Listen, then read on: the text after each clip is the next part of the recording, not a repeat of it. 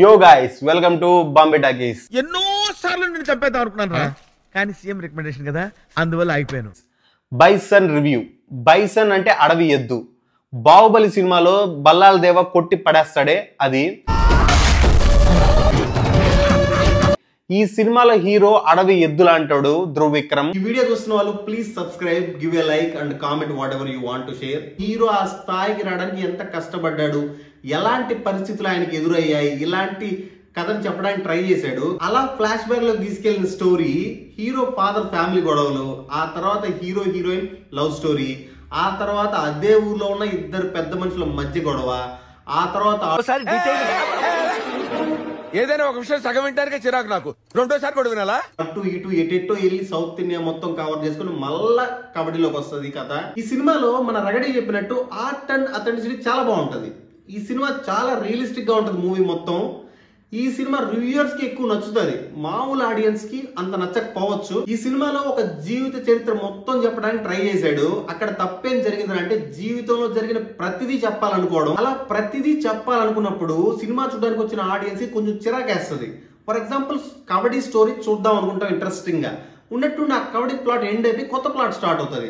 సరే ఆ ప్లాట్ చూద్దాం అనుకున్నప్పుడు మళ్ళీ ఆ ప్లాట్ ఎండ్ అయిపోయి మళ్ళీ ఆ ప్లాట్ ఫ్లాష్ బ్యాక్ వెళ్తుంది. సో ఇలా ప్రతి సీన్ బాగున్నప్పటికీ, రియలిస్టిక్ గా ఉన్నప్పటికీ ఇన్కంప్లీట్ గా ఉంది అన్న ఒక ఫీల్ అయితే ఉంటది. ఈ type of story telling Tamil audience కి అయితే నచ్చచ్చేమో, తెలుగు ఆడియన్స్ కి అంతగా నచ్చకపోవచ్చు. ఈ సినిమా చూస్తున్నప్పుడు ఒక మిక్స్డ్ ఫీలింగ్ వస్తుంది అనమాట. కొన్ని సీన్లు చాలా బాగుంటాయి, మంచి ఎమోషనల్ గా ఉంటాయి, కన్నీళ్లు తెప్పిస్తాయి.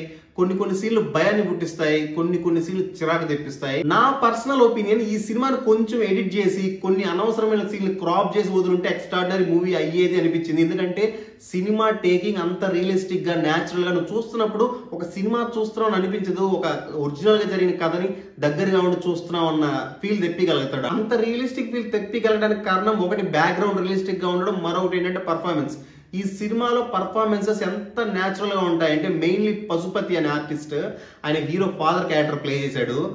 ఆయన క్యారెక్టర్ ఉన్న షేడ్స్ ఎంత బాగా ప్రజెంట్ చేశాడంటే ఆయనలో ఉన్న భయాన్ని మనం ఫీల్ అవుతాం, ఆయనలో ఉన్న ధైర్యాన్ని ఫీల్ అవుతాం, ఆయన చూపించే టెన్షన్ ని కానీ ఆతృతని కానీ ప్రతిదీ ఆడియన్స్ ఫీల్ అవ్వగలుగుతాడు. అంత న్యాచురల్ గా పర్ఫార్మ్ చేశాడు. Very finest actor. ఈ సినిమా అంతా చూసిన తర్వాత ఆయన పర్ఫార్మెన్స్ బ్రెయిన్ లో ఉంటుంది, ఆ రేంజ్ లో పర్ఫార్మ్ చేశాడు. ఆయన తర్వాత ధ్రువ్ విక్రమ్ థర్డ్ మూవీకే కొంచెం బాగా ట్రై చేశాడు అని అనిపించింది.